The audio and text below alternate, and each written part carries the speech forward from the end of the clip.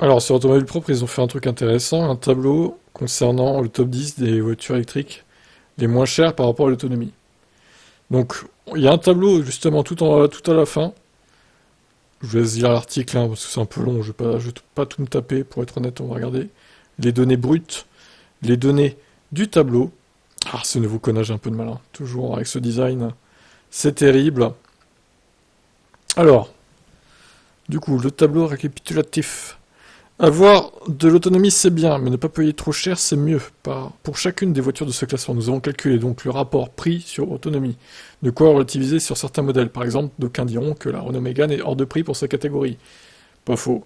Il n'empêche que ce n'est pas celle qui est la moins bien lotie en réalité. Ça peut surprendre le plus mauvais élève, c'est la modèle Y.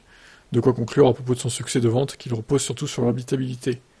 Oh, et la recharge aussi. Et la conso. En revanche, ça ne sera pas une surprise, c'est l'MG4 qui arrive en tête. Alors voyons, MG4, rapport prix-autonomie 75,5. Donc plus le rapport est bas, mieux c'est, en gros. Alors sachant que c'est hors bonus, hein, les tarifs, donc voilà, à préciser aussi quand même. Donc la MG4 arrive en tête devant la Cupra Born, devant la Model 3, MG ZS, Volvo X30, le Kona, la Mégane, E-Tech, qui est pas la pire. Le Niro est pire que la Mégane. Bon après, chez Kia, vous pouvez négocier, hein, clairement. Chez Renault, je suis pas sûr que vous puissiez négocier autant pour le coup. Parce que mon Niro, je suis loin de l'avoir payé 45 640, voire même 40 000, même moins que ça. J'avais pas la finition max aussi, quoi. Volvo XC40, et donc le modèle Y, 101,1, le rapport.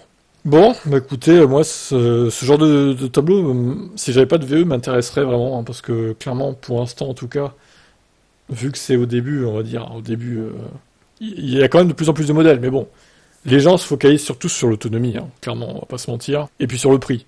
Ils veulent la voiture électrique la moins chère avec le plus d'autonomie. Ce sont les deux critères, je pense, primordiaux pour les gens. Après, ça évoluera peut-être avec le temps, du coup, quand il y aura beaucoup plus de modèles. Mais pour l'instant, c'est ça en tout cas. Donc ce genre de tableau est vraiment utile, je trouve. Je vous laisse commenter.